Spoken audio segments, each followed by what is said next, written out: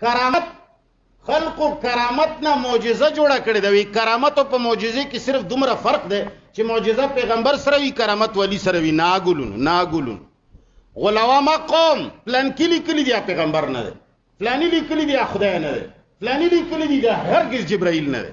هغه مولا دی، زه مولا یم. هغه لیکلی دی هغه زه ورسره نه منم، زه وایم دا زما او د په خبره کې څه فرق دی؟ مولا دی، زه مولا. صرف دومره فرق دی چې هغه مړ دی او زه ژوندی یم. خیر دی څو کاله پس به زه مړ شم، بیا به مانم پیغمبر جوړ کړي، بیا به وایي چې دا کابرینو کې تیر دی په هوا تلو. په معجزې او په کرامت کې نور فرقونه هم شته. معجزه نبی سره د ښکارا کولو د پاره ده، کرامت ولی سره د پټېدو د پاره ده. لوی فرق دا دی پکې. معجزه نبی ته الله ځکه ورکوي چې نبی په خلکو خپل نبوت مني. نبی ورته وایي زه د الله نبی یم، زما خبره ومنه. قوم ورته وایي چې مړه ته څوک یې؟ ته چا نبی کړی؟ نه مني قوم.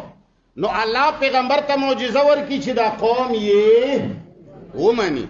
څنګه معجزه ورکي؟ لږه ډوډۍ پخه کی، نبی ورته راشي ورته وایي چې سر ته ما اوچته وه، څمڅې سره تېنه سالن اچوي 200 کسان ماړه شي، ډیکچی هغسې ډک وي. ولې ښکاره کړه دا کرتب یا دا معجزه یې ولې ښکاره کړه؟ ښکاره کولو کې ضرورت و. هسې دا خلقو منلو نه. د ولی منل ضروري دي؟ د ولی ښکاره کول ضروري دي؟ په خلقو ځان ولی منل ضروري دي؟ کرامت ویلې کېږي پټ عزت ته چې کم سړی الله سره ناسته پاسته لري، ټوله ورځ عبادت کوي، زړه کې یره وي یا الله چې داسې خو نه وي چې ګناهګار وم، استدراج را سره نه، هسې نه چې جهنم ته لاړ شم، زما د دعاګانې د منځونه به قبلیږي که نه به قبلیږي، پټې زړه کې یره ده. نو دعا یې وغوښته، الله ته وی الہ العالمین دا زوی مې خدای پاکه په چرسو باندې راوختی دی، یا الله د چرسو نه یې واړوي. پټه دعا کوي، یا الله دا بچی مې دې ته برابر کې چې درس قرآن ته کینی. خو د ده زړه کې خدای یره شته چې یره زما د عبادت به قبولي که نه. الله دله پټ عزت ورکړي چې دا دعا یې وکړه، سبا یې زوی راشي درس قرآن کې ناست دی وګوري. نو صرف چا ته پته وي؟ یو الله ته پته وي، یو ده ته پته ولګي. مابین عاشق و معشوق رمزیست کرامن کاتبین راهم خبر نیست. ده ته دا پته ولګي چې اوهو الحمدلله زما عبادتونه لکه الله ته قبوله. وګوره دعا مې کړې و الله قبوله کړه.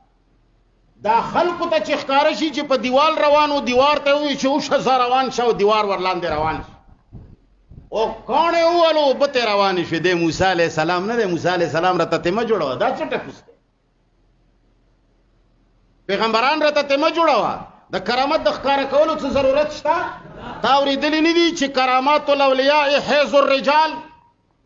د بزرګانو کرامتونه د ښځو د ماهوارۍ په شان دي. لکه ښځه چې ماهواري پټه ګرځوي داسې به یې دی پټ ګرځوي. چې دا کم خلکو ته ښکاره دي کتابونو کې لیکلي دي، دا کرتبونه دي، دا څه شی دي؟ دا لوی شبدباز خلک تیر شوی دی. هغه په میله کې چې کله هغه ناست وي پاړوګر چې شیان کرتبونه کوي، لیدلي مو دي که نه مو دي؟ دا هغه کرتبګر تیر شوي دي، دا بزرګان نه دي. د بزرګانو الله سره پټ راز